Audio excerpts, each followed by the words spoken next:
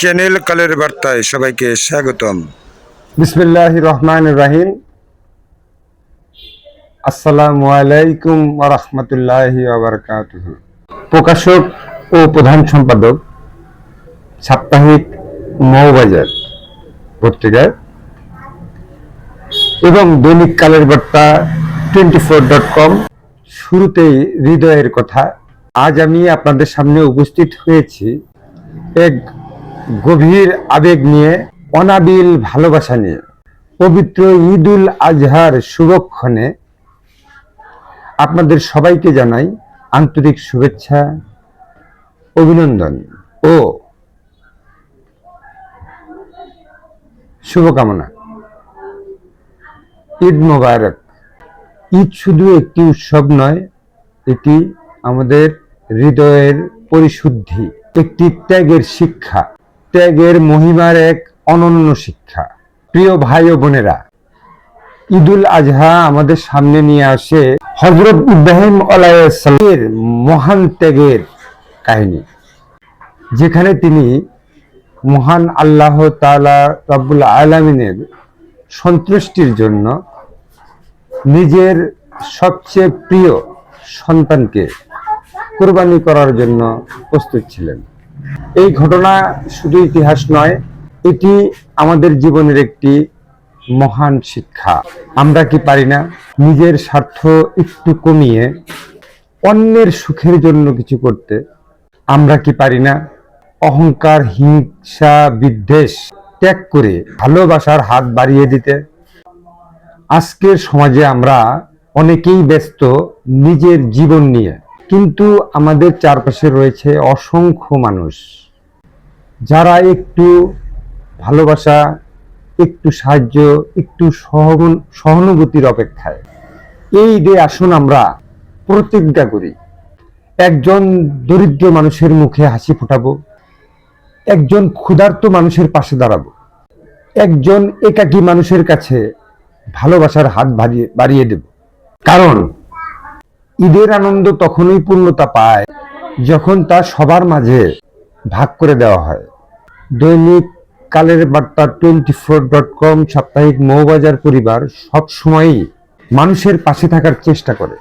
এই ঈদের পবিত্র দিনে আমরা নতুন করে অঙ্গীকার করছি, সত্য ও ন্যায়ের পথে অবিচল থাকিব, মানুষের কণ্ঠস্বর হয়ে কাজ করব, সমাজে অন্যায় অবিচারের বিরুদ্ধে কলম ধরব। আপনাদের ভালোবাসা, সমর্থন, বিশ্বাসই আমাদের বড় শক্তি। আসুন আমরা সবাই মিলে মহান রব্বুল আলামিনের কাছে প্রার্থনা করি, আমাদের প্রিয় বাংলাদেশ যেন শান্তি ও সমৃদ্ধে ভরে যায়, দেশ থেকে সকল দুঃখ কষ্ট দূর হয়ে যায়, আমাদের যুব সমাজ সঠিক পথে এগিয়ে যাক, আমাদের পরিবারগুলো শান্তিতে থাকুক। আমি হৃদয়ের গভীর থেকে কৃতজ্ঞতা জানাই আমাদের সকল পাঠক, দর্শক, শুভানুধ্যায়ী ও কর্মীদের প্রতি। আপনারা আছেন বলেই আমরা আছি। আপনাদের ভালোবাসা আমাদের প্রতিদিন নতুন করে অনুপ্রেরণা যোগায়। এই ঈদে শিখিয়ে দিক কিভাবে মানুষকে ভালোবাসতে হয়, কিভাবে ক্ষমা করতে হয়, কিভাবে নিজের ভিতরকে পরিশুদ্ধ করতে হয়। আমরা সবাই নতুন করে শুরু করি, নতুন করে বাঁচি, নতুন করে ভালোবাসি। প্রিয় ভাই ও বোনেরা, আজকের এই পবিত্র দিনে আমি আবারও আপনাদের সকলকেই জানাই পবিত্র ঈদুল আজহার শুভেচ্ছা, অভিনন্দন, ভালোবাসা। ঈদ মোবারক। আল্লাহ আমাদের সকলের কোরবানি কবুল করুন, আমিন। এবং আমাদের সবাইকে শান্তি ও সমৃদ্ধের পথে ধাবিত করুন এবং ন্যায়ের পথে চলার পথ দেখান। শুধু পথ দেখানো নয়, ন্যায়ের পথে পরিচালিত করুন। আল্লাহ আমাদের হৃদয়কে পরিশুদ্ধ করুন, আমাদের সমাজকে সুন্দর করুন এবং আমাদের জীবনকে কল্যাণময় করে তুলুন। আমি আপনাদের জন্য দোয়া করি, আপনারা যেন নারীর টানে বাড়ির পথে নির্বিঘ্নে আসতে পারেন। যেসব গাড়ির চালক ভাইদের প্রতি অনুরোধ জানাই, সময়ের চেয়ে জীবনের মূল্য অনেক বেশি, কাজেই তাড়াহুড়ো নয়, রেস নয়, ঠান্ডা মাথায় সুন্দর সুশৃঙ্খলভাবে আপনারা জানমাল নিয়ে, অর্থাৎ এই ঘর ফেরা যাত্রীদের নিয়ে তাদের বাড়ি পৌঁছে দেবেন। এটা আপনাদের কর্তব্য। এবং আপনারা জানেন, ঈদ উপলক্ষে যাত্রীর সংখ্যা যেমন বেশি থাকে, তেমনি যানবাহনের সংখ্যাও বেশি থাকে।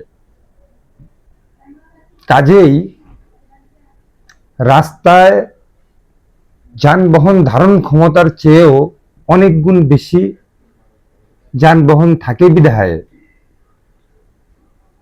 যানজটের সৃষ্টি হয়। অনেক সময় ত্রুটিপূর্ণ গাড়ির কারণে ত্রুটিপূর্ণ গাড়ি রাস্তায় বের করলে, রাস্তার মাঝখানে গাড়ি নষ্ট হলে, কিংবা এই রাস্তার অতিরিক্ত যানবাহনের কারণে ধীর গতিতে চলতে হয়, সেখানে যদি চালকরা রেস বা তাড়াহুড়ো করে যে আমি যাব আবার আসব, এই একটা সিজন, যত তাড়াতাড়ি যাওয়া যায়, না, তা করা যাবে না। ঠান্ডা মাথায় আস্তে ধীরে রাস্তার গাড়ির যে গতি আছে, সব গাড়ির যে ছন্দ আছে, ছন্দের তালে তালে আপনাকে গাড়ি বের করতে হবে, ঢাকার শহর থেকে বা বিভিন্ন বিভাগীয় শহর থেকে। এরপরে একটা সময় এসে আপনি ফ্রি রোড পাবেন, তখন আপনারা দেখে শুনে বুঝে গাড়ি চালাবেন। মনে রাখবেন, আপনার হাতে দায়িত্ব। ঘরমুখী যাত্রী ঈদের আনন্দ উৎসহে বহুদিন পরে বা কিছুদিন পরে নারীর টানে যেভাবেই হোক তারা বাড়ি যাচ্ছে, আত্মীয় স্বজন সবার সাথে দেখা করতে। ঈদ মানেই পুনর্মিলনী, এটা আমরা কিন্তু জানি সবাই। কাজেই আপনাদের প্রতি আমার অনুরোধ, আপনারা অবশ্যই ঠান্ডা মাথায় গাড়ি চালাবেন।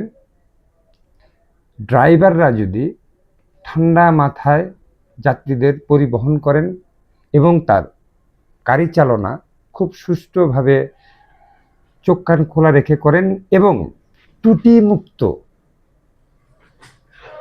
ত্রুটিমুক্ত ফিটনেসযুক্ত যানবাহন যদি আপনারা রাস্তায় বের করেন, তাহলে আশা করি 80% থেকে 90% যানজট নিরসন হয়ে যায়। মনে রাখবেন, আপনার একটু ভুলের কারণেই যানজটের সৃষ্টি হতে পারে শত শত মানুষের ভোগান্তি।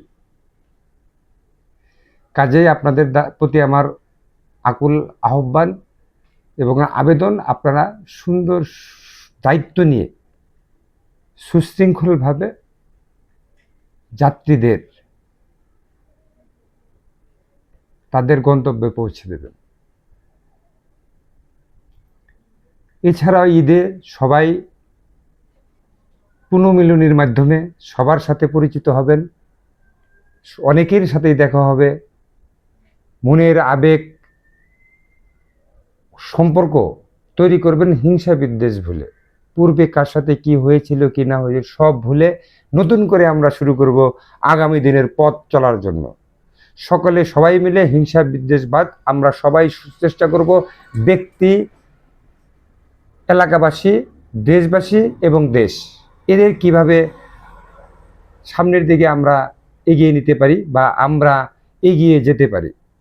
কাউকেই কোনো বিষয় নিয়ে দোষারোপ করে কালক্ষেপণ করার কোনো বৃথা প্রয়োজন নেই।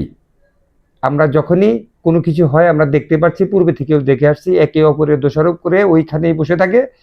এলাকাবাসী, দেশবাসীর আর খোঁজ দেওয়ার সময় পায় না।